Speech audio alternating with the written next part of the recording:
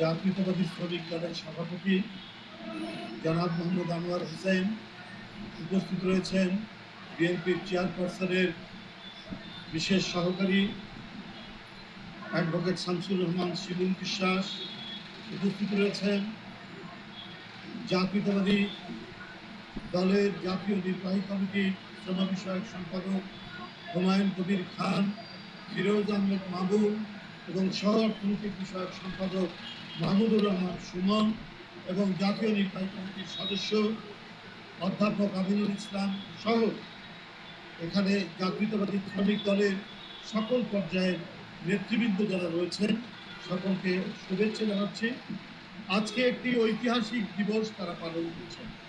এর আগেও কয়েক বছর আগে এই দিবসটি পালনের সময় শ্রমিক দলের উদ্যোগে তখনও উপস্থিত ছিলাম। এই দিবসটি পালনের গুরুত্ব অপরিসীম বলে আমি মনে করি। সেদিন যে কারণে আপনার হবিগঞ্জ, মৌলভীবাজার, শ্রীমঙ্গল, কমলগঞ্জ, সিলেট প্রভৃতি এবং আসামের কিছু অঞ্চল, করিমগঞ্জ, এইসব চা বাগান এলাকায় যার অধিকাংশ ছিলেন ইংরেজরা এই চা বাগানের মালিক, তারা এই উপমহাদেশের বিভিন্ন এলাকা থেকে অত্যন্ত নিম্ন শ্রেণীর সমাজের নিচু তলার মানুষদেরকে ধরে নিয়ে এসে এই চা শ্রমিক হিসাবে চা বাগানে কাজ করা। মানুষ হিসাবে তাদের কোনো মূল্যই ছিল না, তাদেরকে অত্যন্ত নিম্ন বর্গের মানুষ হিসাবে বিবেচনা করত এখানকার অভিজাত মানুষরা, উচ্চবর্ণের মানুষরা আর শাসক শ্রেণী ইংরেজরা। এদের নিপীড়ন নির্যাতন এত তীব্র ছিল, সারাদিন কাজ করার পরে বাসায় এসে ঘুমানোর মতো একটা ছোট জায়গাও ছিল না।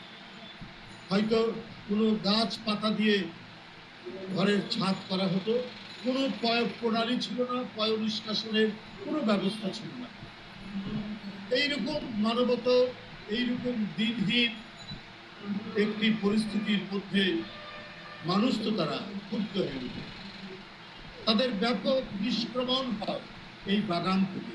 তারা এই উপমহাদেশের বিভিন্ন অঞ্চল থেকে তাদের নিজেদের ভিটেমাটি থেকে তুলে নিয়ে আসা হয়েছিল এবং তাদের নিজ এলাকায় নিজ বাড়িতে ফিরে যাওয়ার আকুতি থেকেই আজ থেকে 104 বছর আগে এই সমস্ত বাগানের চা শ্রমিকরা তারা বের হয়েছিল যে এই মানবতার জীবনযাপন করবো না, আমরা আমাদের বাড়িতে ফিরতে চাই, এলাকায় ফিরতে চাই। এটাই হচ্ছে মুল্লুক চলো আন্দোলন।